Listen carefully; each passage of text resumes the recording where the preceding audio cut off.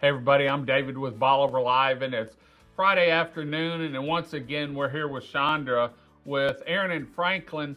Chandra, thanks for joining us today. We had a TWIA meeting. One of the big, I know, things on the agenda was rates for Agent insurance. commissions. Yeah, The agent commissions. commissions. Yes. Agent commissions. How did that turn out?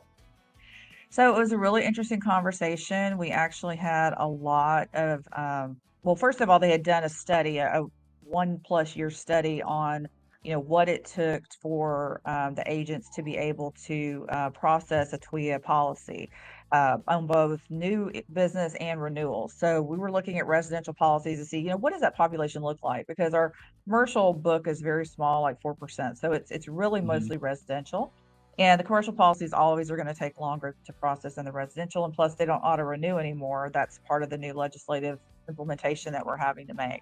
So there was a lot of agents, local agents, not local agents that came to Corpus Christi to really express their views and their support for maintaining agent commissions the way they are.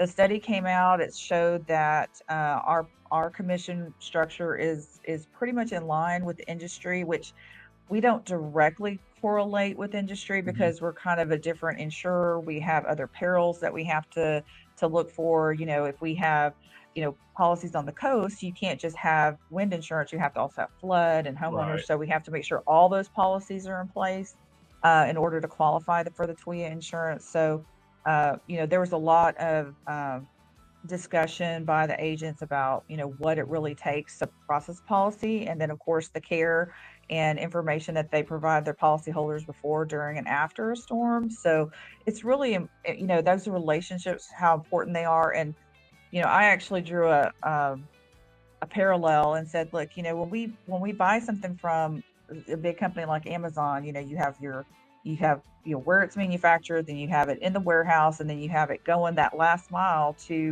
the uh, to the homes. And that Mhm. last mile is the most expensive part of the whole process, getting Right. that. And that's exactly what our agents are doing. They're our last mile. They're that direct contact with the consumer that we can't provide. We're way in the background. So we really need these agents to be our advocates, to be our feet on the ground, our eyes and ears, and to help us when we have issues, because we have an online claims policy, but not everybody wants to do that. Not everybody wants to go online and process the policy. Maybe they don't even have internet after a storm, or who knows. So to be able to go somewhere and have somebody help them, and they may not even know what they need to apply for. I mean, they may not even know how to answer the questions that they're asking about the claims, and to be able to get the full amount of um, the insurance that they're entitled to. So it's really, we really need these agents, and I'm really glad that the board, it was not a unanimous vote. There were some dissenting opinions about that, but it was a majority, and we did vote to leave the rates as they were, which is a 16% commission. And so we were not going to make any recommendations to the commissioner to make any changes at this time. So I was really personally happy about that. I feel like, there's a lot of agents that do a lot of work, and Mhm. especially for Especially, these coastal policyholders, it's really important. So, especially they've got a relationship. Most insurance agents have a relationship, especially down here on the coast, mhm. with the end user. And so if you call into a hotline, those people aren't going to know what you've been through, as to Absolutely. where your agent, most likely, he's going through the same thing They're in you the are. trenches there with you, David. I Yeah. mean, they're going through the same pain points that you're experiencing, with no food, no water, no electricity, no flushing toilets, Right. destroyed property, leaking roof, whatever it is, they're experiencing those things with you. They have empathy for you, and plus then they have the knowledge that can get you what you need to do to rebuild your life. So, I think I'm really excited that, we were able to, you know, continue to, give the agents what they're earning in those commissions. I mean, we all know interest rates have gone up. We know that, Right. it's more expensive to do business. I couldn't see taking anything away from them to do the same work that they're already doing. I So, don't I don't know any prices that have gone down in the last 4 years. exactly. 4 Well, years. So why and should a one of commission go down? Yeah, and one of the other points I had made was I said, you have to understand if you say, okay, we're going to do this at 1% or something like that, that's not 1% for the agent. That's 6.25% of the money that we're paying them because 16% of the commission, policy commission is going to them. But Hmm. if you take off, say, 1% and say, okay, we're reducing to 15, that's actually 6.25% reduction of the money we're paying them. So Right. it's not, I mean, it's pretty significant. If I said, hey, David, I'm going to take 6.25% of your income away from you, you'd be like, what? I mean, things are going up and you're taking 6.25%. That doesn't Yeah. make sense. So anyway, What I was really glad to have that behind us. So, real quick, what else did went on in the meeting? Is there anything we need to look at for down the road? I mean, a couple of things. One of the biggest things is that we had tried years back to bring other insurance companies in to do depopulation, try to get TWIA, the pool of policies that we manage down and put that into private markets. And, that started off, gangbusters, but then over the years, people have just keep falling off. And so that's what happens. We absorb all those policies More, back. yeah. And so our risk is actually going up significantly. And we have a pretty significant trajectory in our budget for increasing our policy count as well as our premium count, our premium numbers. So, that's just more liability that we're taking on to cover the coast. And, where that reflects is going to be in the reinsurance amount that we have to purchase next year to be able to cover all these policies. And it's, you know, what happens then? I mean, we have additional premium monies, which is good. That'll help cover some of it, but that's when we start getting into the rate discussion, which will be in August. And at some point, there's going to be a breaking point where we just aren't going to have enough just with premiums the way they are right now without a rate increase.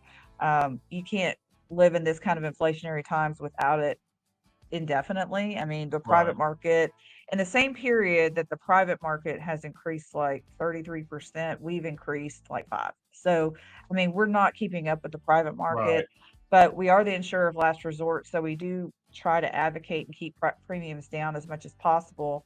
I don't know that that's sustainable indefinitely, but I can tell you we had our budget discussion and I was that was in October, and I was really critical about, what the expenses look like. Is there anything that can be reduced? I mean, my first thing is like, let's keep our house in order first. Let's make sure that our expenses are as low as we possibly can make them and still service the customers. Hmm. And if we absolutely don't have any other options, great, then we raise premiums. So, I mean, and I've never been in support of that because, I'm a coastal representative and but the reality is, I mean, everything's experiencing increase. Right. At some point, it's probably going to have to go up. Is there a cap as far as for whatever your liability is out?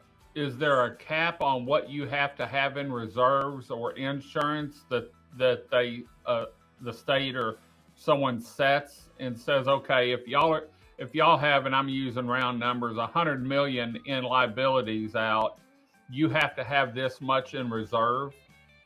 So there's a couple of things like every year the board, I wish it was somebody else setting this number, but every year the board has to set what they call the the um, probable maximum loss. So we have a number that we have to set for insurability, and that's the number that we have to maintain in the catastrophe reserve Hmm. fund, which is our first layer funding, and then we have assessments and bonds and other things in there, and then we get to the reinsurance, and that reinsurance number is going to vary based on these other tiers Right. that we have below it. And so when we set that number, when we set whatever that number is, and I think last year it was like 4.1 billion or something like that. So, you know, and we look at all the modeling for the different storms and what the different modeling are saying as far as, the probabilities, and then we determine, okay, based on these probabilities, what kind of coverage do we feel like we need? But, you know, if we have a storm that hits, say, in Matagorda, it's not going to be nearly as impactful as one that hits Galveston Yeah. or Right. Jefferson County or even Corpus Christi. So So where those storms hit makes a huge difference in what our losses are going to be, but Right. we still have to cover everybody. So Until you get a storm like Harvey that goes in at Rockport and then dumps 30 inches of rain down I-10, up that's 59 right. and down I-10. It's unbelievable. So, And that was that's a really hard storm too. I mean, all these storms are, you know, they're all unique, and even though they're similar, they're different. But, you know, Harvey, it dumped so much rain, and then you get into that, well, wind, what's wind and what's water and what, right. you know, even if you have flood issues, you have to build back to the wind code, and it's just like Yeah, this, yeah, it's the seesaw. crazy. Hmm. Well, if people have questions, how can they get hold of Aaron and Franklin from a storm standpoint and talking about their home? Yeah, we're happy to look at their, you know, what they kind of coverage they have, or what kind of certificates they have on their house, what they may need, what gaps they may have. And we can do this if it's just you wanting to know for your own knowledge, or if you're trying to sell your house, work with your realtor. But if you can just go to aaronfranklin.com, and you can do info@aaronfranklin.com, or just go to our website and Click request, the button. yeah, click the button. Click the button. So, Chandra, thanks for joining us this afternoon or this morning. Until next time, I'm David with Bolivar Live. Y'all have a great day, great week. Come see us. God bless, and bye-bye.